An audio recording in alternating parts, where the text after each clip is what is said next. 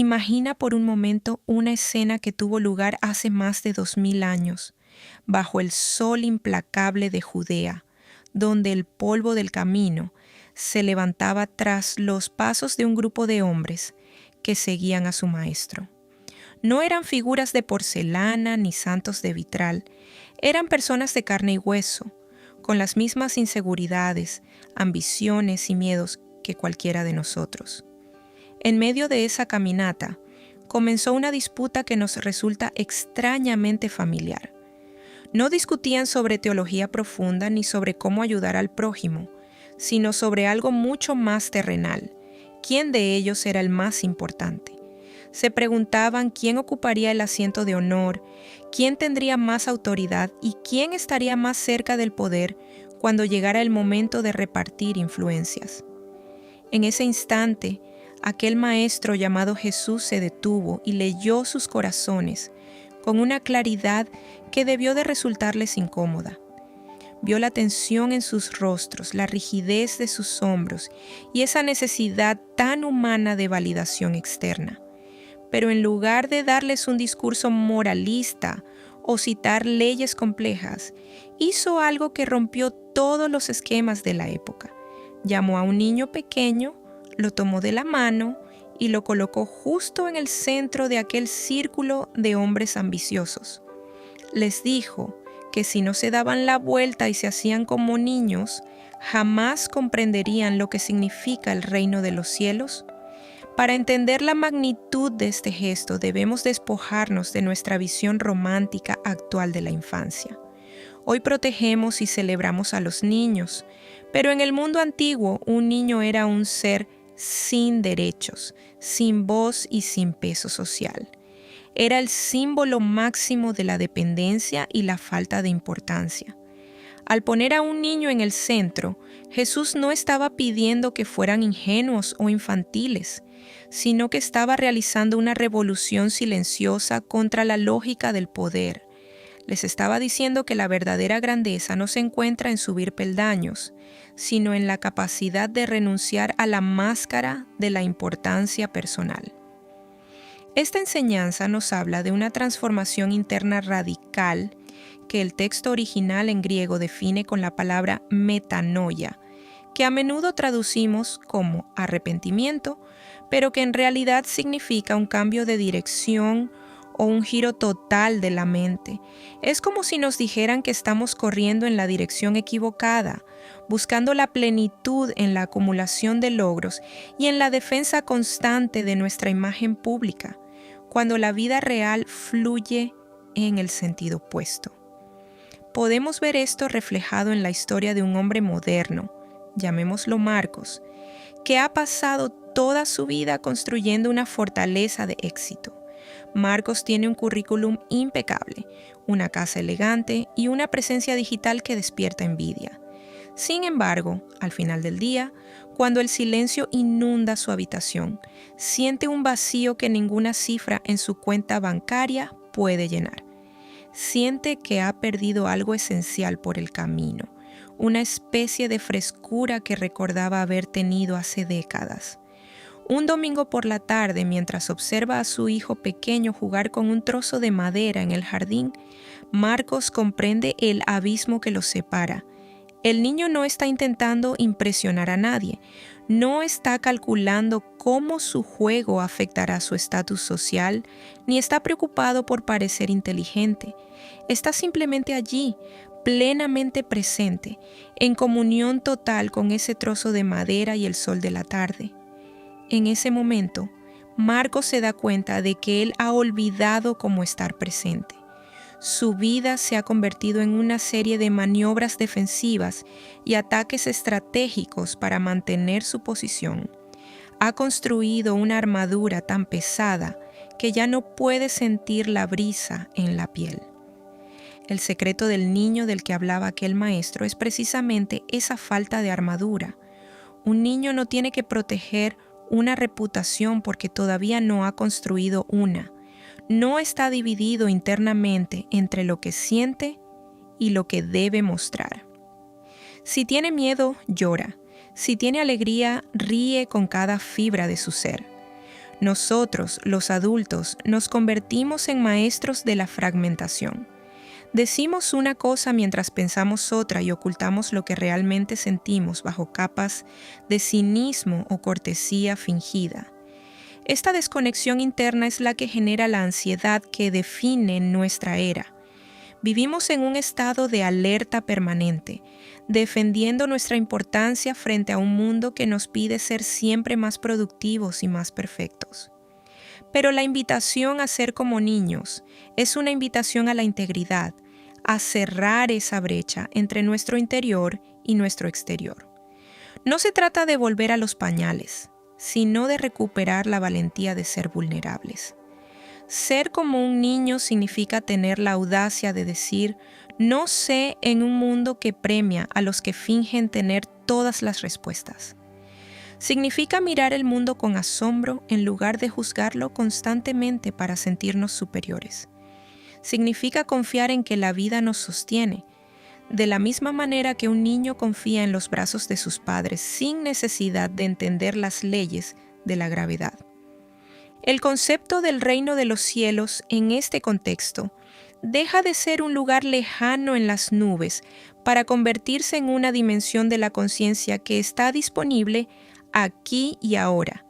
Es ese espacio de paz que surge cuando dejamos de pelear con la realidad y dejamos de intentar controlar cada detalle de nuestra existencia y de la percepción que los demás tienen de nosotros. Es como la superficie de un lago que, cuando dejamos de agitarla con nuestras manos desesperadas por capturar algo, se calma por sí sola y empieza a reflejar la belleza del cielo. La verdadera madurez espiritual no consiste en añadir más conocimientos o más técnicas de autoayuda, sino en ir quitando las capas de importancia personal que hemos ido acumulando como si fueran sedimentos. Es un proceso de desaprendizaje. A veces pensamos que para ser felices necesitamos alcanzar una meta lejana, pero quizás la felicidad consiste en quitar las piedras que bloquean el manantial que ya fluye dentro de nosotros. Esa sencillez es aterradora para el ego, porque el ego se alimenta de la complejidad y del conflicto. Sin embargo, en esa sencillez es donde reside nuestra verdadera fuerza. Al final de la historia, el niño en medio del círculo sigue siendo el desafío más grande para nuestra sociedad obsesionada con el éxito. Nos recuerda que no somos lo que poseemos ni lo que los demás dicen de nosotros. Somos algo mucho más profundo y sencillo. Recuperar esa mirada de niño es recuperar la capacidad de vivir sin el peso asfixiante de tener que demostrar nuestra valía a cada paso. Es, en definitiva, encontrar el camino de regreso a casa, a ese lugar sagrado en nuestro interior, donde siempre hemos sido suficientes, sin necesidad de coronas ni de aplausos. ¿Te gustaría que profundice en algún punto específico de esta reflexión o que adapte el estilo para algún otro propósito? Esta continuación profundiza en la aplicación práctica de esa filosofía en medio de las tormentas de la vida adulta, explorando cómo la vulnerabilidad se convierte en una fortaleza inexpugnable y cómo el silencio y el asombro pueden rescatar una existencia sepultada bajo el ruido digital y las expectativas sociales. Continuando con esa visión del niño en el centro del círculo, debemos preguntarnos qué sucede cuando ese hombre llamado Marcos, o cualquiera de nosotros, decide dar el paso valiente de soltar las riendas del control absoluto. A menudo tememos que, si dejamos de ser rígidos y calculadores, el mundo nos devorará o perderemos todo lo que hemos construido con tanto esfuerzo. Sin embargo, la paradoja que subyace en la enseñanza de la sencillez es que al soltar la necesidad de dominio, encontramos una libertad que ninguna victoria externa puede otorgar. El niño no es poderoso porque controle su entorno, sino porque no tiene miedo de su propia fragilidad. En nuestra vida adulta hemos aprendido a asociar la vulnerabilidad con la derrota, pero si observamos de cerca, descubrimos que la verdadera armadura es precisamente la falta de ella. Quien no tiene nada que ocultar y nada que defender es en esencia invulnerable a los ataques del ego ajeno. Esta segunda etapa de la transformación requiere que miremos de frente a nuestro propio miedo al vacío. Cuando dejamos de correr tras la siguiente validación, nos quedamos a solas con nosotros mismos. Y es ahí donde el ruido del mundo intenta convencernos de que no somos suficientes.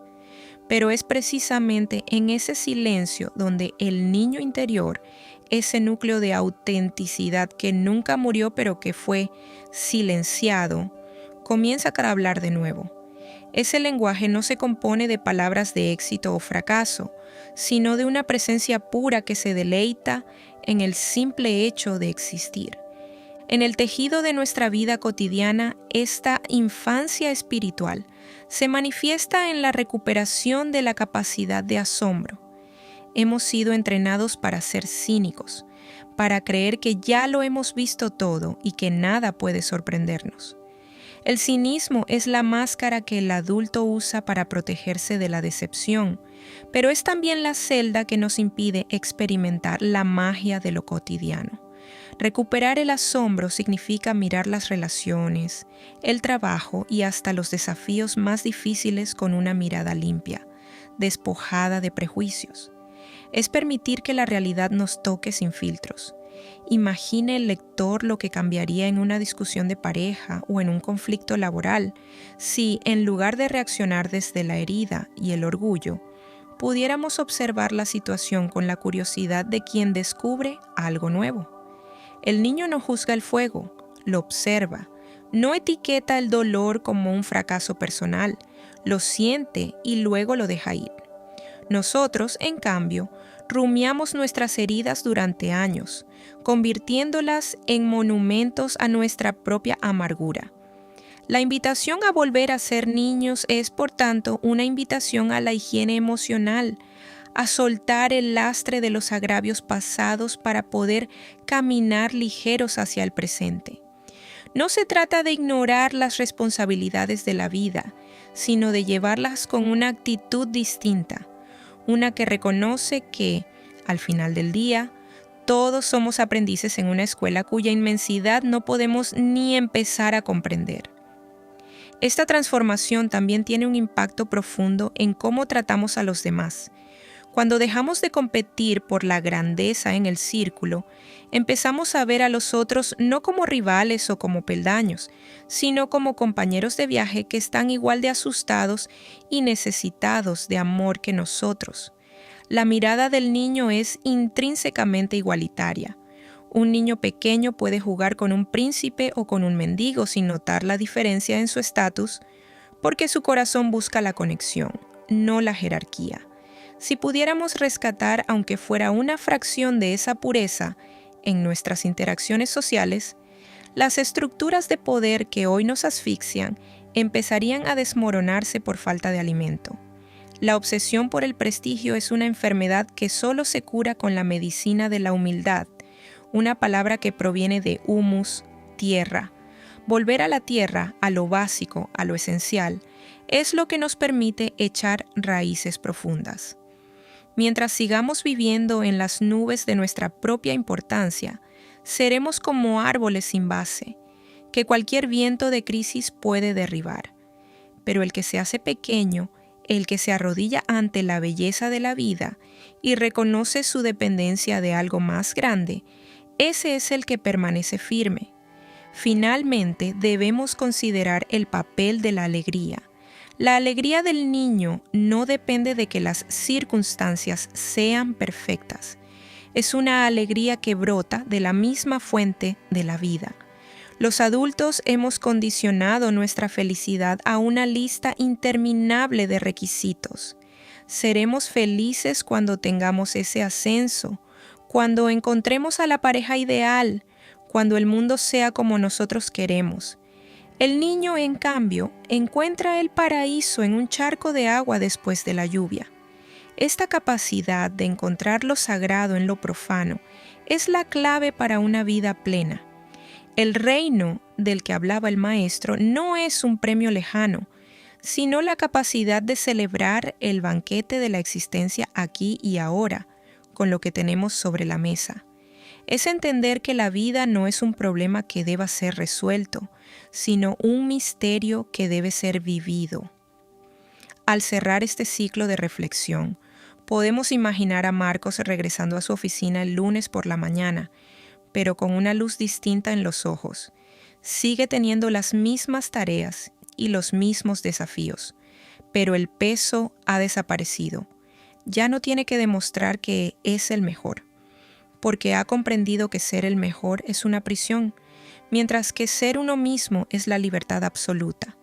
Ha aprendido que la verdadera madurez no es el fin de la infancia, sino el rescate de su esencia más pura para ponerla al servicio de una vida consciente. Al final, el camino hacia la sabiduría no es una escalada hacia la cima de una montaña, sino un descenso humilde hacia el valle del corazón, donde ese niño sigue esperando, con la mano extendida, para enseñarnos de nuevo cómo jugar, cómo amar y sobre todo, cómo simplemente ser. ¿Deseas que transforme alguna parte de este relato en un diálogo o que explore más a fondo la conexión con la psicología moderna?